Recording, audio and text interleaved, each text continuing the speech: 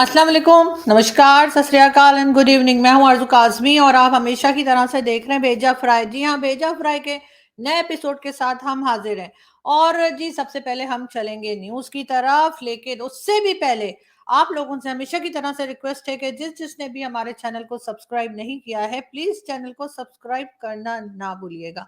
हम बात करेंगे आज की न्यूज़ की और सबसे पहले हम बात करेंगे राना सनाउल्लाह साहब की। राना सनाउल्लाह साहब का कहना यह है कि जी 14 मई को इलेक्शंस नहीं होंगे। जी हाँ, एक तरह से तो कहा जाता है कि जी सुप्रीम कोर्ट ऑफ पाकिस्तान ने कहा है कि 14 मई को इलेक्शंस करवाए जाएं, यानी कि पंजाब में और केपीके में। लेकिन राना सनाउल्लाह साहब का कहना यह है कि जी 14 मई को इलेक्शंस होने नहीं जा रहे हैं और इलेक्शंस अक्टूबर में पूरे मुल्क में एक साथ ही होंगे। लेकिन साथ ये भी कहा गया कि जी फंड्स नहीं है और इस वजह से पार्लियामेंट ने ये फैसला जो था सुप्रीम कोर्ट का वो नहीं माना और उनका कहना है कि जी हमारे पास इलेक्शंस कराने के लिए फंड्स नहीं है। तो इसके ऊपर सुप्रीम कोर्ट का कहना था कि जी अगर पार्लियामेंट जो है या गवर्नमेंट जो है वो फंड नहीं दे सकती, तो फिर जी स्टेट बैंक की जिम्मेदारी बन जाती है कि स्टेट बैंक जो है वो इलेक्शंस के लिए फंड प्रोवाइड करे। और कितना फंड चाहिए जी? 21 अरब। जी हाँ। और ये देखिए 21 अरब, सॉरी सॉरी, 21 अरब ये वाले नहीं, बिलियन को बोलते हैं। सॉरी, ये गलत पिक्चर लगी, डॉलर की लगानी थी, पता नहीं लोगों ने। जी तो 21 अरब यानी कि 21 बिलियन रुपीस जो है वो देने पड़ेंगे स्टेट बैंक को, जिसके लिए स्टेट बैंक ने अभी तक तो कोई जवाब दिया नहीं है कि हम दे रहे हैं या नहीं दे रहे हैं। लेकिन एक लंबी खामोशी और सन्नाटा है। हो सकता है कि ईद के बाद, जिसमें कि अब 2-4 दिन ही रह गए हैं ईद में, हो सकता है उसके बाद कुछ हो। कहा यह जा रहा है कि जी 22 को ईद का चांद नजर आएगा और उसके लिए तमाम मुल्ला माफिया, सॉरी तमाम मौलाना हजरात जो हैं वो जहां जहां पे बैठा करते हैं छतों पे जाके वहां बैठ जाएंगे और फिर बताएंगे कि जी ईद कब है। वैसे कह ये रहे हैं कि जी 22 अप्रैल को ईद होगी। हम आपको ये भी बताते चलें कि ईद के पहले जो न्यूज़ मैंने आपको देनी है उससे थोड़ा-सा मुझे आपको एक्सप्लेन भी करना पड़ेगा, क्योंकि बहुत से लोग हमें जो पाकिस्तान के अलावा कहीं से देख रहे हैं उनको समटाइम्स नहीं मालूम होता कि रमज़ान में क्या कुछ चीज़ें होती हैं या कौन-कौन सी नमाज़ें होती हैं। तो मैं आपको सबसे पहले तो ये बता दूँ कि जी चाइना से पाकिस्तान को तकरीबन जो है वो 30 मिलियन, अ, सॉरी हाँ 30 मिलियन ही होगा ना, क्या होगा? हाँ, 30 मिलियन का जो है वो डॉलर्स जो है वो मिल चुके हैं। 30 मिलियन डॉलर्स जो हैं वो चाइना ने पाकिस्तान को दे दिए हैं। अब हुआ क्या जी? वो पैसे तो हमने रख लिए थैंक यू वेरी मच कह के, जैसे हम हमेशा ही ले लेते हैं, बहुत शुक्रिया, बहुत शुक्रिया। तो जी उसके बाद हुआ ये कि कहा ये गया था कि जी जो है वो जो प्रोजेक्ट्स हैं सीपैक के और दूसरे वो सब दोबारा से शुरू किए जाएँगे, तो इसीलिए थोड़ा-थोड़ा करके, थोड़े-थोड़े फंड्स करके जो है वो देते जा रहा है चाइना हमको। अब हुआ जी ये कि सबसे पहले मैंने जैसे आपसे कहा था मैं थोड़ी-सी एक्सप्लेन करना चाहूँगी। रमज़ान में जी सब जानते हैं कि रोज़े रखे जाते हैं, सभी को मालूम है, ये बात तो ख़ैर आप लोगों को पता ही है। लेकिन रोज़ा जब खोला जाता है यानी इफ्तार का टाइम होता है, इफ्तार खाने के बाद यानी रोज़ा जब खुलता है और खाना खाया जाता है, उसके बाद रात को तरावी पढ़ी जाती है। तरावी एक तरह की नमाज़ होती है जो कि पढ़ी जाती है इफ्तार करने के बाद। और ये मतलब इशा की नमाज, जो रात की नमाज होती है, इशा की नमाज से पहले तरावी पढ़ी जाती है, फिर इशा की नमाज होती है और उसके बाद लोग अपने घरों को आ जाते हैं। और बहुत से लोग ऐसे भी हैं जो घरों में ही पढ़ते हैं और बहुत से लोग मस्जिद में जाके पढ़ते हैं। खैर, अब मैं इतनी लंबा चौड़ा भाषण आपको इसलिए दे रही थी कि आगे जो न्यूज़ है वो उससे रिलेटेड है। मैं आपको ये बताती चलूँ कि जी दासू डैम आप सब जानते ही हैं कि उस पे चाइना के साथ काम किया जा रहा है। तो जी सुनने में ये आया है, बल्कि यही न्यूज़ है कि जी दासू डैम पर एक मज़दूर जो था, वो तरावी पढ़ने के लिए गया और जब वो तरावी पढ़ के वापस आया, तो काफ़ी देर में वापस आया और उसको वहाँ पे जो चाइनीज़ ऑफ़िसर था, उसने उसको डाँटा कि जी तुम जो है वो काम पर देर में आए हो और ज़ाहिर है होना तो ये चाहिए है, एज़ अ मुस्लिम हमारा सबसे पहला फ़र्ज़ और सबसे पहली इबादत काम ही होनी चाहिए। लेकिन ज़्यादातर ये देखने में आया है कि नमाज के नाम पर बहाने करके पाकिस्तानी जो हैं, पाकिस्तान के अंदर जो है उनकी बात कर रही हूँ, लंबी-लंबी छुट्टियाँ ले लेते हैं या वापस ही नहीं आते हैं और 9-2 11 हो जाते हैं। लेकिन बहरहाल ये मज़दूर जब वापस आया तो उसको उसके चाइनीज़ ऑफ़िसर ने डाँटा कि जी तुम देर में आए हो, और इस किस्म की कोई दोनों के दरमियान बातचीत हुई, और उसके बाद उस मज़दूर ने वो चाइनीज़ ऑफ़िसर के ऊपर जी तौहीन मज़हब का इल्ज़ाम लगा दिया है। यानी कि अब ये कहा जा रहा है कि जी इसने मेरे रिलिजन को उल्टा-सीधा कहा है, और उसके ऊपर एक हंगामा है, और वहाँ पर बहुत कोशिश की जा रही है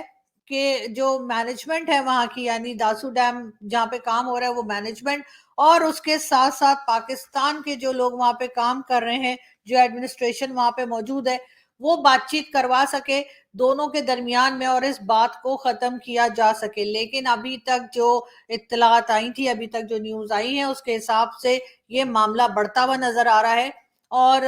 हंगामा जो है वो कम होने में नहीं आ रहा। लेकिन यहाँ पे ये ज़रूर सोच लेना चाहिए पाकिस्तान के लोगों को, पाकिस्तान के मुल्लाओं को, पाकिस्तान में जिन लोगों ने इस किस्म की इंतहा पसंदी और इस तरह से जो एक रिलीजियस किस्म का जुनून जो पाला है, जिसकी ज़िक्र बार-बार हम लोग करते रहते हैं, और हमारे कई जो आप देख चुके हैं कि जनरल परवेज़ मुशर्रफ और इस तरह के लोगों ने कहा जी जिहादी पैदा किया, हाँ जी, हमने जो है मदरसे बनाए और ये किया, ये उसी का रिज़ल्ट है। इससे पहले श्रीलंका के एक सिटीजन को भी पाकिस्तान में जिस तरह से मार दिया गया, वो भी सबने देखा। ख्याल तो ये था कि तौबा तिल्ला हो जाएगी और उसके बाद आइंदा हम ये सब कुछ नहीं देखेंगे, लेकिन इस वक्त जो सूरत हाल दासू डैम के पास बनी हुई है काफी खौफनाक है, और लोग जो है वहां पे जमा हैं और काफी हंगामा हो रहा है, और किसी तरीके से भी बात को सेटल डाउन करने की कोशिश नहीं कर रहे। ये एक बहुत गलत रिवायत है, बहुत गलत तरीका है पाकिस्तान में कि लोगों के ऊपर तौहीन मजहब का या ब्लास्फेमी का इल्जाम लगाकर लोगों को जान से भी मार देते हैं और डराते धमकाते भी हैं। अभी हमने मशाल खान 6 साल हो गए जी मशाल खान को, जो कि आप सब जानते हैं केपीके यूनिवर्सिटी में थे, और उसको जिस तरह से हजारों लोगों की मौजूदगी में मार दिया गया था, उस वक्त भी किसी ने कोई अक्ल के नाखून नहीं लिए, कोई अक्ल नहीं पकड़ी किसी ने, और उस बात को जाने दिया, और यहाँ तक कि एक एक करके जितने लोगों को अरेस्ट किया गया था उनको भी छोड़ दिया गया। अब ये मामला उसके बाद जो आपने देखा कि जी जिस तरह से श्रीलंकन सिटीजन के साथ हुआ, और अब ये चाइना तक पहुंच गए हैं। वैसे तो चाइनीज को ये पहले भी कई बार अटैक्स हो चुके हैं और मारा जा चुका है, चाहे वो कराची में हमने हादसा देखा और कई दूसरी जगह पे हमने देखा, लेकिन ये इस तरह से पहली बार हुआ है कि चाइनीज सिटीजन के ऊपर ब्लास्फेमी का हमने इल्जाम लगाया है, यहाँ पे लगाया गया है, और अब एक हंगामा है, और वजह वही बताई जा रही है कि तरावी के बाद, यानी कि जो अफ्तार करने के बाद नमाज होती है उसके बाद जब वो मजदूर वापस आया है तो यकीनन वो देर से आया होगा, और उसके बाद दोनों में बातचीत हुई होगी और उसके ऑफिसर में और उस मजदूर में, और फिर ये एक नया लोगों ने तरीका निकाल लिया है कि अगर किसी को कुछ कहा जाए तो फौरन ही रिलीजन का नाम लेकर आ जाते हैं और इस तरह से एक दूसरे को मारने के लिए तैयार हो जाते हैं। हम यही दुआ करते हैं कि वो चाइनीज सिटीजन जो है उसकी जान जो है वो बच जाए और वो खैरियत से रहे, लेकिन ये एक बहुत गलत किस्म की प्रैक्टिस पाकिस्तान में चल रही है, और जिसके ऊपर ह्यूमन राइट्स वाले और कोई किस्म के लोग भी जो है वो ना तो आवाज उठा रहे हैं और ना ही कोई पकड़ धकड़ हो रही है, और अगर किसी को अरेस्ट कर भी लेते हैं तो कुछ ही दिनों में छोड़ दिया जाता है। लेकिन बहरहाल हम आपको इस बारे में अपडेट्स देते रहेंगे, और हमारी दोबारा यही कहूंगी कि यही दुआ है कि वो चाइनीज सिटीजन जो है वो खैरियत से रहे, बल्कि चाइनीज क्या कोई भी शहरी हो, कोई भी इंसान हो, वो हिफाजत से रहे, क्योंकि इस तरह के लोगों का कोई भरोसा नहीं कि ये कब क्या कर बैठे। खैर, हम चलते हैं जी अगली न्यूज की तरफ, और अली जैदी साहब इमरान खान की पार्टी के हैं और इनको रिसेंटली अरेस्ट किया गया है कराची में। बताया ही जा रहा है कि जी अली जैदी साहब ने किसी को कोई प्लॉट बेचा था जो कि तकरीबन 18 करोड़ का था, और उन साहब ने जब बाद में उसको चेक करवाया तो मालूम हुआ कि जी वो तो फ्रॉड था, और इस तरह की ना तो कोई जमीन है, और वो पेपर्स शायद फेक थे, और यही इल्जाम लगाया गया है। अब देखते हैं कि अली जैदी साहब इसमें से किस तरह से निकल पाते हैं, निकल भी पाते हैं या नहीं निकल पाते, लेकिन फिलहाल उनको अरेस्ट किया गया, जिसके ऊपर पीटीआई के लोग काफी शोर मचा रहे हैं। इमरान खान की पार्टी से लोग कह रहे हैं कि जी ये हमारे साथ जुल्म हो रहा है, और लेकिन सबसे पहली बात तो ये कि आप लोग ये साबित कीजिए कि ये इस किस्म का फ्रॉड नहीं हुआ है, और उसके बाद अली जैदी साहब के लिए आवाज उठाइए। अगर उनको गलत अरेस्ट किया गया तो बिल्कुल ऐसा नहीं होना चाहिए। हम जी बात करेंगे गवर्नमेंट की और बात करेंगे पीटीआई की।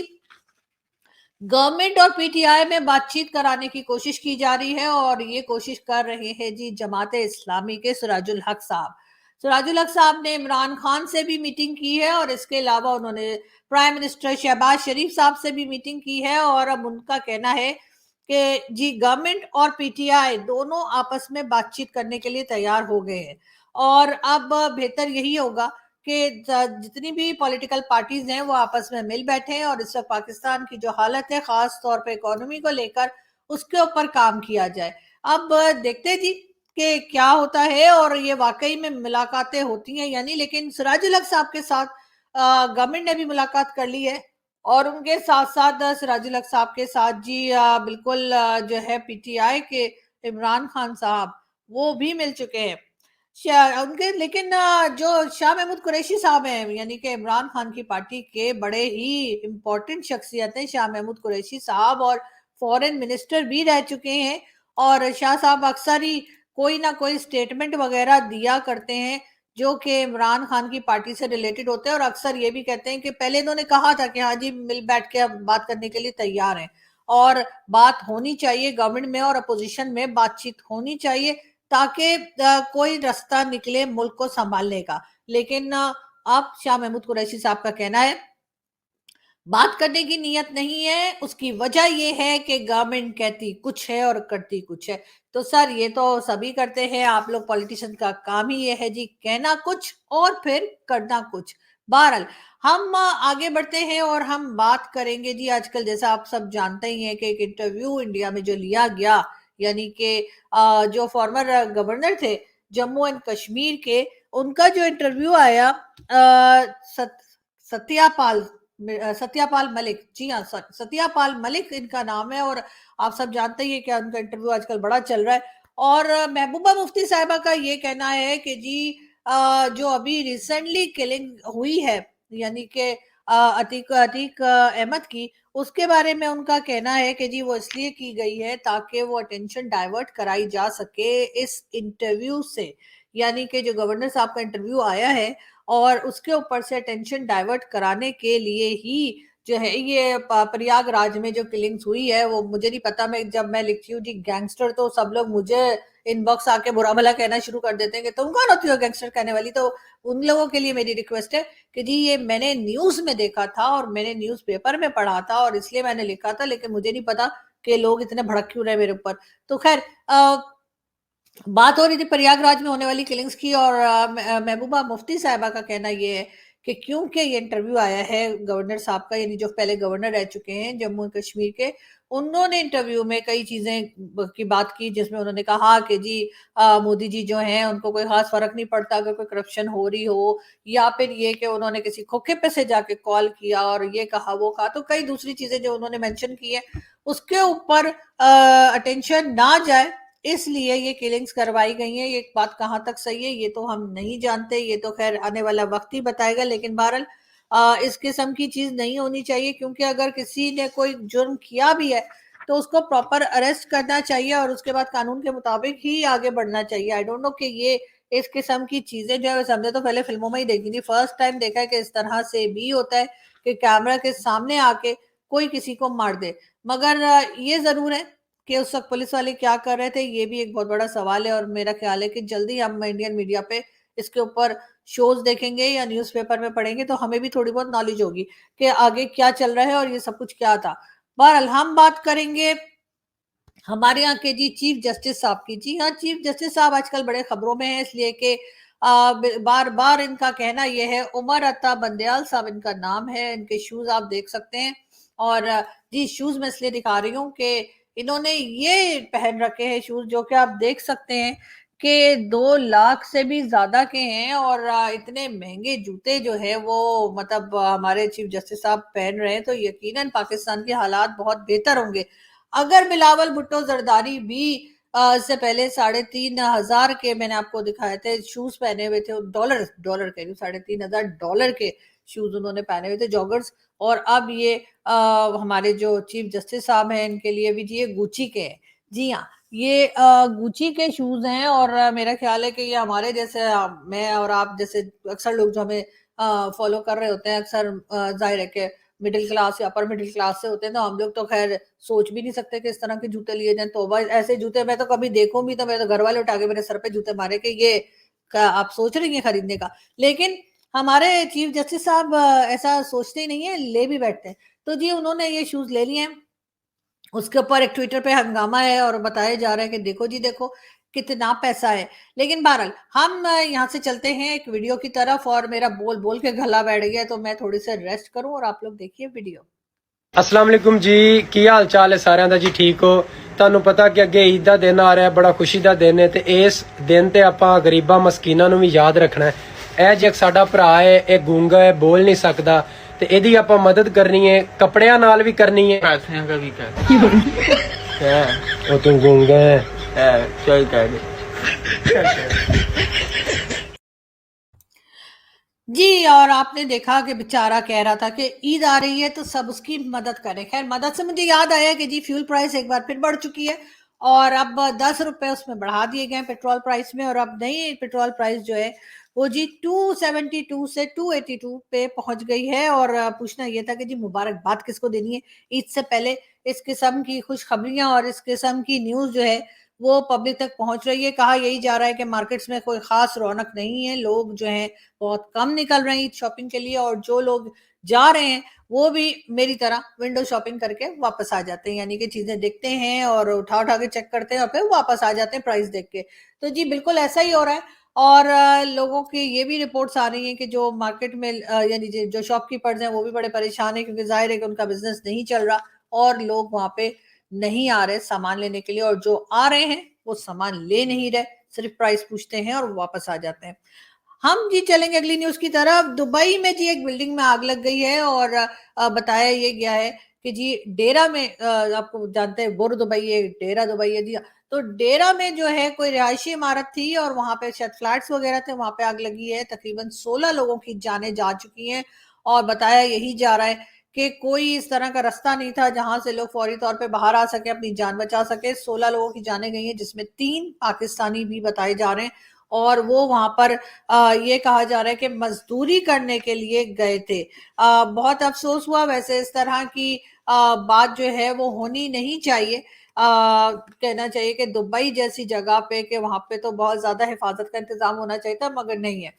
हम बात करेंगे दोबारा से आपके जो जम्मू एंड कश्मीर के गवर्नर साहब जो हैं, जो रह चुके गवर्नर यानी फॉर्मर गवर्नर साहब जो हैं उनकी, उन्होंने कहा कि जी पुलवामा जो है वो एक तरह से इस्तेमाल किया गया पुलवामा के अटैक को इलेक्शंस के लिए, यानी कि प्राइम मिनिस्टर नरेंद्र मोदी ने जो है वो पुलवामा अटैक जो है उसमें उसको इस्तेमाल किया अपने इलेक्शंस लड़ने के लिए। लेकिन हमें थोड़ा-सा डाउट हो रहा है कि शायद फवाद चौधरी साहब ने कुछ कहा था। मतलब उनका कहना ये था गवर्नर साहब का कि जी बिल्कुल सिक्योरिटी जो थी या जो इंटेलिजेंस थी, इंटेलिजेंस फेलियर था, यहाँ तक तो खैर वो ठीक कह रहे थे। लेकिन उनका ये कहना भी था कि जी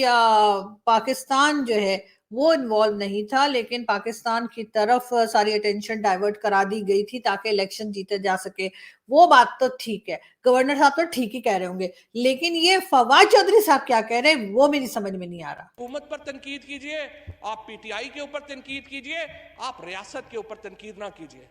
अयाज सादक साहब ने कल यहां पर बात की, कह रहे थे पहली बात तो यह है मुझे तो समझ नहीं आती,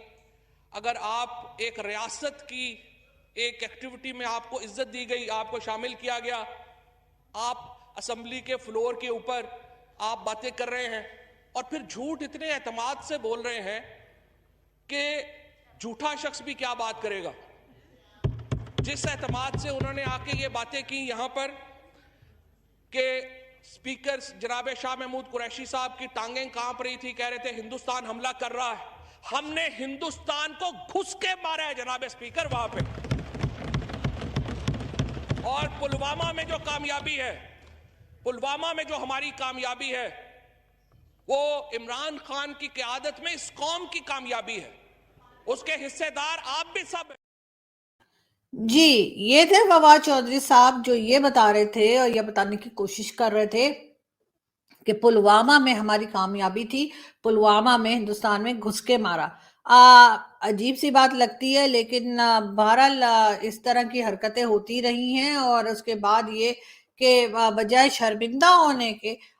इस किस्म से आके असेंबली के अंदर बात करना और एक तरह से बड़ा ऐसा बताना जैसे कोई कारनामा करके आ रहे हैं, और उसके बाद ये भी चाहते हैं कि हिंदुस्तान के साथ टर्म्स बेहतर हो जाएं, ये भी चाहते हैं कि हिंदुस्तान के साथ ट्रेड ओपन हो जाए, और साथ साथ ये हरकतें भी चलती रहती है। डबल गेम हमने ना सिर्फ हिंदुस्तान के साथ बल्कि हमने तो चाइना, अफगानिस्तान, अमेरिका, किसी को नहीं छोड़ा जिसके साथ डबल गेम ना खेली हो। जिस दिन ये डबल गेम खेलना बंद करेगा पाकिस्तान, उस दिन शायद कोई काम हो सके और मुल्क को संभाला जा सके, इकोनॉमी भी बेहतर होगी और हमारे दुनिया के साथ टर्म्स भी बेहतर होंगे। लेकिन प्रॉब्लम ये है कि हम ये डबल गेम खेलना छोड़ ही नहीं रहे और अभी तक यही हो रहा है। एक बार फिर वो अतीक अहमद जो जिसकी अभी 2 दिन पहले आप लोग जानते हैं कि जिस तरह से प्रयागराज में मारा गया है, उसके साथ भी आईएसआई के लिंक बताए जा रहे हैं और कहा यह जा रहा है कि जी हथियार आईएसआई की तरफ से उसको दिया, मतलब मिला करते थे या भेजा करते थे। लेकिन खैर ये अभी इन्वेस्टिगेशन चल रही है। वैसे तो इंडिया वालों की ये भी आदत है कि हर चीज में एकदम आईएसआई का नाम ले लेते हैं। आईएसआई कहाँ से लाएगी जी, हमारे पास तो जहर खाने के पैसे नहीं है, तो हमने क्या हथियार ले जाके देने थे। मगर बहरहाल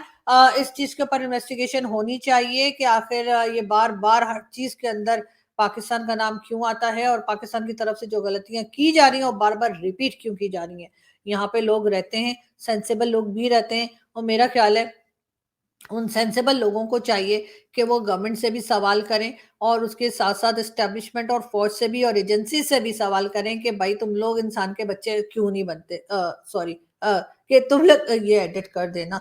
कि तुम लोग ठीक क्यों नहीं होते भाई, टर्म्स ठीक क्यों नहीं करते, बार बार क्यों कोई गड़बड़ करते हो जिसकी वजह से फिर सब लोग जो है वो हमारे ऊपर उंगली उठाने लगते हैं। खैर, यहां से मैं चलती हूँ, आपसे मुलाकात होगी नेक्स्ट वीडियो में। अपना बहुत सारा ख्याल रखिएगा, हंसते रहिए, मुस्कुराते रहिए। और वैसे तो खैर हंसने मुस्कुराने का कोई मौका जो है वो कोई खास इस वक्त नजर आ रहा नहीं है मुझे, क्योंकि जो इकोनॉमी की हालत हुई भी है वो सभी को मालूम है। और ये और बात है कि यूएई और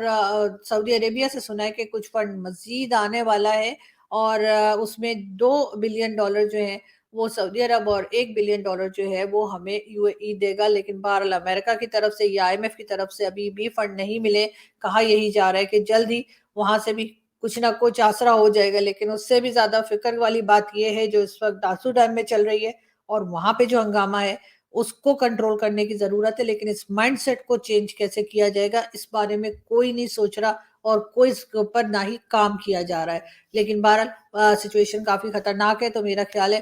कि जो हमारे हर हर मौलवी तो एक ही माइंडसेट का नहीं होता, लेकिन जो लोग थोड़ा सा बेहतर सोच सकते हैं उनको चाहिए कि ये अपने मदरसों में जहर सिखाना और जहर लोगों के दिमागों में भरना बंद करें, ताकि यहाँ पे भी लोग इंसानों की तरह सुकून से रह सकें। Thank you so much.